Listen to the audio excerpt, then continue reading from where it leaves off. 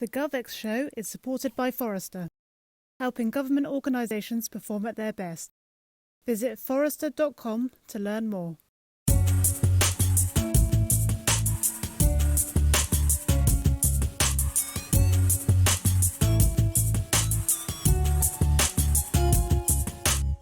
Hi and welcome to another episode of the GovX Show. I'm Tim Coulthard, Community Director here at GovX Digital, joining you today from the great outdoors as I enjoy my lunchtime walk, and very pleased to welcome Tariq Khan onto the episode today. He's the Chief Digital and Information Officer for the London Borough of Camden. He's one of those interesting people that have made the jump from the private to the public sector. So we got into some of the aspects of that, how he's found the culture change, similarities between public and private sector, and some of the big projects that he's looking to work on using data and information technology to power new insights, to deliver new services and new outcomes for the citizens of Camden. Really interesting conversation, one I enjoyed immensely, so here we go. So Tariq, welcome to the GovX Show. It's great to have you join us today. Hi, Tim. So we're going to talk a bit about your, I think, interesting role and story and journey, because you are now the CIO and CDO of the London Borough of Camden, but you're not a public sector lifer. You've come through a different route via the private sector, and we're really interested in understanding what that journey's been and I guess what perspective it gives you now you're in that role. So for the people that haven't met you and heard from you before, tell us a bit about your background and how you got to this point and this role in Camden now. Yeah, sure. So I have been working for the past 20 years, primarily building customer-centered teams and processes around technology and data. I started off at Financial Times, and then from there I've worked in a number of agencies, working with a number of different verticals, from everything from finance like HSBC, media, BBC, to Unilever, FMCG. So a variety of different things. Most recently, I've been working for an organization called Coty, who are a huge hair care, fragrance and makeup organization. They own brands such as Max Factor, Gucci, Burberry, and Kim Kardashian's new line, if you're ever interested, Tim. So quite a different, quite a broad and varied past. And most recently, so and you know, I've been doing that until quite recently, and then in the past 6-7 months, I've come over to London Borough of Camden, working as their Chief Digital and Information Officer. And whilst initially, when you think about it, it's not the most obvious sort of transition, it is actually quite, that there is actually huge amounts that can be taken from the stuff that I've done in private sector and bring that over to the public space. My motivations for kind of doing it is, as it was actually during lockdown, when I sort of reflect on what sort of things give me the most sort of motivation and resilience to do my best work, I started sort of looking back on all of these sort of engagements that I had, and I realized that there's 3 core things that I kind of am looking for. One's a very clear vision of where we, you know, a very clear vision of where we want to go. Number 2 is buy-in right at the top, that there's a customer-centered approach. And thirdly, I think what really motivates me is a drive to genuinely deliver positive social change. And being in the corporate sector, I think I've been lucky enough to have those first 2, but not necessarily have that society, you know, social value sort of element to it. So when I was made aware of the role at Camden, I was thinking, oh, I'm not quite sure actually how this translates. But actually, the more and more you learn about Camden, the more I was really excited by the role. Camden has, you know, a rebellious spirit in their very nature. They have access to sort of like real world-leading organizations. So they've got everything from the Alan Turing Institute, which is the UK's National Institute for Data Science and Artificial Intelligence, UCL, where there's an Institute for Public Policy and Innovation, headed up by a lady named Mariana Mazzucato, who's a really inspiring person. media, they've got the Guardian, and then our next door neighbors are Google, who happen to be one of the biggest tech companies in the world. So it's really exciting, the opportunity to work with the residents and the organizations and businesses around that. And you look at King's Cross, you see what they've done with the regeneration there. It's really turned into one of the core sort of tech hubs within London. So the fact that they've hired me really shows that they're looking to try and look at different perspectives and break out of the standard norms and really look to unlock as much value as possible in order to deliver for our citizens. So it's a long-winded answer, but that's kind of. No, I think it's all really relevant, because we hear about this trend of people moving across from private to public sector, but to understand how it happens and why, I think it's really important, because the government organizations, local, central, need new talent always, and there are lots of things happening in terms of digital transformation where maybe they're looking around and saying, well, we haven't got those skills internally right now. Which organizations are more advanced in this space? Okay, it might well be the private sector. So how do we attract that talent? So for public sector organizations to understand what their messaging is, what the motivation needs to be, I think that's really powerful to start to understand like what your personal motivation was. Because I think other organizations thinking, well, okay, we want to get some people in from different areas. How do we begin that process? Absolutely. I think that is that it's really is the social value piece, because like for me in previous roles, success has been a 0.5% increase in conversion rate. So I've worked for big global organizations and that is great and it is motivating. But the sort of stuff that I'm doing now, we've built platforms in order to help eradicate hunger in the borough. We've done stuff around testing, the vaccinations. We've done loads of stuff. We've purchased 6,000 laptops, over 6,000 laptops for disadvantaged school children within the borough. And you see the consequences of your actions playing out really quickly, and it's incredibly fulfilling experience. So yeah, I'm definitely really pleased that I've kind of made the move, and I would encourage other people to as well. Yeah, I was just going to say that. Yeah, it sounds like you've not looked back. So I mean, interested in your what have your initial impressions been sort of 7 months in? How have you found it? Have maybe preconceptions been proved true or confounded, or a bit of both? It's been unusual, because it's kind of like I've started this role and it's kind of been like a bit of a triple whammy, because you've got, not only am I new to local government, pretty much my whole role has been remote up until now. So I've very rarely physically actually seen anyone. And then I also think we're at a point in time with local government where there's going to be a new watermark for what's expected and how local government sort of interacts with their citizens. So yeah, it has been quite an assault on the senses, but one that I've enjoyed, and I've learned and I've learned so much, and I'm feeling really sort of motivated and positive about it. I think that the standard worry for me, being completely frank with you, is that you worry that it's going to be very bureaucratic, it's going to be very slow moving, but actually I've seen none of that at all. There are elements of bureaucracy and process that are in place in any big which the private organization. Plenty of it. Exactly. And I don't really think, and maybe look, I've got a very skewed version of local government. Like, it's Camden, and it's during the pandemic, so I can't purport to speak for all of local government. But from the other my interactions with other local governments as well, specifically around London, I don't feel that's a charge that's particularly true. I think one of the things that's really impressed me has been the fact that, particularly with Camden, because there's such a high emphasis on social value, there's a real kind of citizen-centered approach.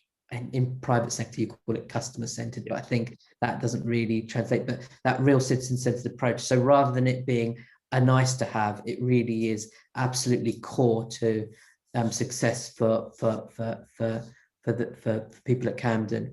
The other probably big eye-opener is the scale and complexity, which is huge.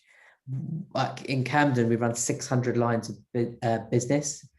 So, and this is everything from, parking to libraries to council tax to all of those things. But then therein, I think, it's a shock to the system, but it also therein lies the opportunity. So the important thing with this sort of complexity is if you bring it back to the citizens that you're trying to serve, then you can kind of cut through that across digital, data and IT. Yeah. And I'm interested in, I guess you're getting your feet under the table now and starting to think about what some of those opportunities might be. So, in the past, you've had a role where you're using digital and technology and data to identify and fulfill maybe unmet needs and create new outcomes, new solutions, new experiences. So how are you starting to think you might be able to apply some of that approach and mindset into this space in Camden, and where could you sort of deliver value that maybe isn't being identified and met right now? Well, I think there's kind of two bits to that. Like the first one is how you I think there's a lot that's been written around how you innovate within organizations as well. And I'm a firm believer that kind of no organization in human history actually lacks the ideas. When you ask people whether they're new or they're veterans in their day-to-day, I'm sure that these people, everyone is thinking, I think that could be done better. So when you have those ideas, then the question becomes, what does the organization do with them? Right. So if company culture is what happens when the CEO walks out of the room, then innovation culture is what happens when the idea is voiced. And how an organization reacts to an employee with an idea has a profound effect on the cultural attitude to innovation in a company. And so I think what's really, really important around culture is that principle of psychological safety, which is often quoted, very difficult to achieve, but really it's trying to build cultivate those conditions where anyone can put their hand up and say, I think that there's a way in which we can do this stuff. And this is not just internal within the organization, but external as well. I think what I've seen is technology can be quite seductive as well. Everyone's very keen to work on the latest thing and use the latest. Back in the day, it used to be chatbots or blah blah blah. I don't know if you've ever seen the Gartner hype cycle. Yeah. So I've seen all the rows about whether it's valid in it fundamentally and all this sort of stuff. But yeah. I mean, for those that don't know, it comes up to inflated expectation down to the trough of disillusionment, and then it sort of equals out to something that comes to something quite useful. And so I think that things like, say, for example, AI and machine learning, I have seen that now, particularly in my previous role, seen that get to a point where it's gone past hype and into something that's quite useful. So I do think that there's some powerful tools there that we can use, but I see sort of technology and data as nothing less than a powerful tool for enabling the organization to address its sort of customer and organizational needs. Yeah. So really, when you talk about what we're doing with technology and data, I think it's kind of the layer above, which is what are the outcomes that we're trying to achieve as an organization. And to that point, I mean, it's really exciting at Camden at the moment. As I mentioned, we're working with UCL's Public Policy and Innovation team to work around specific missions, core sort of almost moonshot missions. And so the strategy that I'm going to develop will sort of work off that and flow to see how we can use technology specifically to deliver those. I think if you're talking about specifically what sort of opportunities there are in technology and data, I think predictive analytics are going to be really important, particularly around early intervention and prevention, which is a key theme that runs in Camden. How do we get in early and make sure that we're helping people at the right time in order for it not to get worse down the line, rather than the crisis management when it's the most acute stage. Exactly. And so that's kind of one of the key themes within the way that we're using technology data. And another theme is around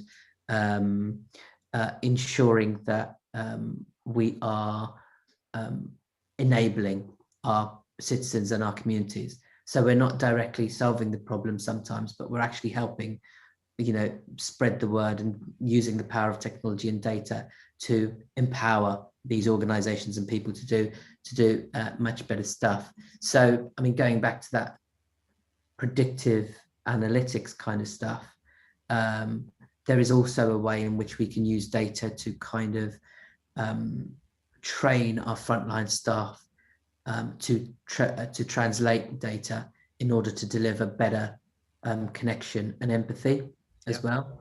And to give you a sort of example that I was using in the private sector, it's kind of like within a private sector, you start understanding who those people are, what they do, what possible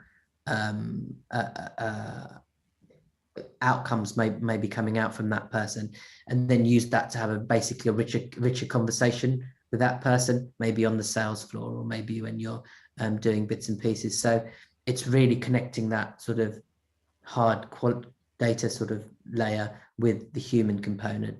And it's always got to be that. It's never going to be to the point where I don't believe that technology and data kind of replaces the need for human connection, and even more so within this environment.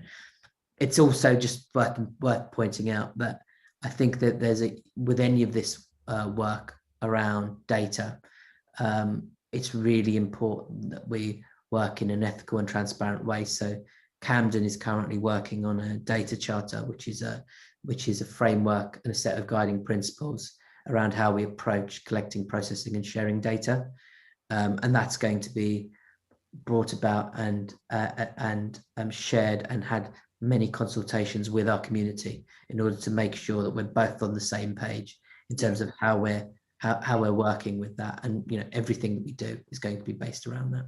That's really important, I guess, because people hear AI, automation, and there's a sort of instinctive sort of flinching of, is this something sinister? What are these algorithms running in the background that are sort of influencing our lives? So putting that front and center and saying, look, there's no secrets here. This is what we're collecting and why, and this is what we're going to do with it. It has to be transparent. Yeah, it has to be transparent, and there has to be a value exchange. There is no point. I think where there's been some real where it's not worked well is when you get certain organizations collecting data and not being transparent around why they're collecting data or what the value is. And there needs to be the power given to that consumer or that citizen to be able to say, actually, I don't want this value exchange, so this needs to be X, Y, and Z. And that kind of opt-out is really important. And in terms of the other aspect of the sort of people side of this is obviously you've got these 600 business lines, many of which generating data and insights that you might be able to use. But then you need the capability within the organization to build that out, to develop the systems and processes that are going to use that to generate the insight. So is there a piece going on where you're sort of bringing everybody up to speed in terms of their digital literacy, their understanding of data? Not the whole organization, but clearly there's going to need to be some... Absolutely. I think, look, Camden's quite advanced with that, so I'm quite lucky in terms of there's a good set of really talented people there. And I've really enjoyed kind of working with them to date. But I think you're absolutely right. There is obviously a challenge around bringing, so as sort of disciplines such as service design evolve, and things like data science evolve, there's supply and demand issues as well, right? And you're kind of trying to find that, and there's bringing and there's making sure that people feel like they're progressing in their own careers too, and they're learning. Sure. Absolutely, that whole piece around capability is a big piece that I'm currently working on, and we're making sure that we're looking at it from a broad brush, because I think also in order to deliver the outcomes that we're trying to achieve, it's never going to be done but by us alone. No local government is an island. Yeah. and really it's really important that once we have a real clear idea on our outcomes and the things that we're trying to produce and the strategy, that we build these partnerships as well across local government, across the private sector, and we make sure that we've all, we start having kind of like a symbiotic relationship with these, where we're all sort of learning and we're all moving forward in the right way.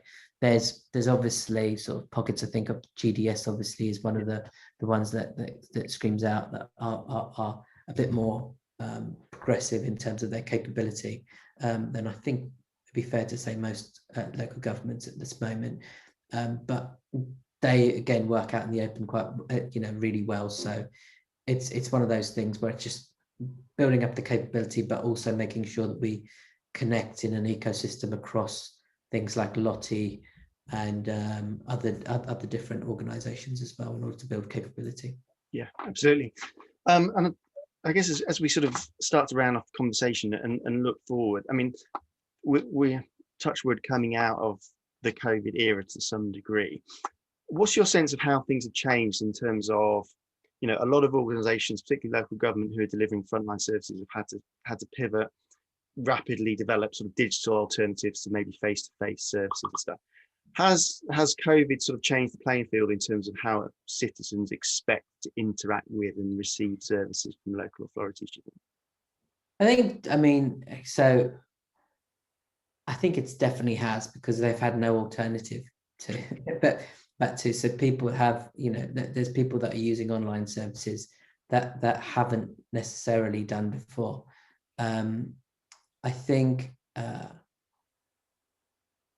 there's a really someone I remember someone saying right at the start of the pandemic that when people say we're all in the same boat, actually this pandemic has shown us that we're not all in the same boat. We're in the same storm, and lots of people are in very different boats. And what I feel that's happened there is it's really shone a light on the inequality and the different experiences of different demographics within our community. And so I think that has almost become a lightning rod or a focus point for us to really understand. It's really sharpened the need and the unmet sort of citizen need that we're trying to address. And from my experience of working across building, doing service design, building digital products and services, it's really, once you understand the problem, and you've got a really good understanding of the problem that you're trying to solve, that you can develop in a much more responsive and accurate manner. And so, we've had a number of different solutions. As I said, we've done stuff for Good Work Camden, which is around helping some of the residents with their employment options. We've done stuff around making sure that food is delivered to the right people across the borough, and a variety of different bits and pieces. But that's all happened, and that's really rapidly scaled up because we've had a clear understanding of the unmet need that we're trying to address. And so we've been able to deliver very quickly and concisely. And I think, to answer your question, I think that's, whilst there's been, from the demand side, there obviously is going to be more of a demand to deliver services that are frictionless, built around the needs of the citizen, rather than a more of a built around the needs of the technology. I think that it's also sort of focused us in terms of how we set our stall out, as it were, and how we deliver sort of capability, organizational alignment, and way in which we think and the way in which we build has become a lot more sharpened and focused. Yeah, absolutely. Well, it's been really great to drill into your sort of story so far and some of the stuff you've got going on. We did say before we finished off, our conversation was introduced by our mutual friend Peps. He's a good friend and a good man, and we said we'd dedicate this episode to his newly born baby Coco. Absolutely. Yeah. So Peps and Coco, congratulations, welcome to the world. This conversation is dedicated to you, and we're delighted to see your arrival. So great stuff. Great stuff. Yes, congratulations, Peps and Amy. And I think it's the first time ever a government podcast would have been dedicated to a child, but at least it's something for a little Coco to have down the line. Yeah. She'll probably reflect on the state of local government in 18 years. Yeah. And so what was all this stuff that they were talking about? Yeah, exactly. Right. Well, let's tribute paid. Let's wrap this up now. Tariq, just want to say thanks for joining us. It's been a great conversation. Great. Lovely to speak to you, Tim. I really enjoyed it. Thank you, sir. Cheers. So thanks again to Tariq for joining me on today's episode. Really enjoyed that conversation, and good to hear about the plans he's got for Camden and how he's settling into that role. If you want to hear more from Tariq, he was on the panel session, The Future of Local Government Services, at the recent GovX Digital event, joined by a panel of experts from local government who are transforming the way they design, deliver and execute their services. Lots of insights there, so do check that one out. You can watch it on demand by following the link in the show notes for this episode. That's about all for now. I'm going to finish my walk, and I'll see you again soon with another conversation from a public sector changemaker. Until then, goodbye.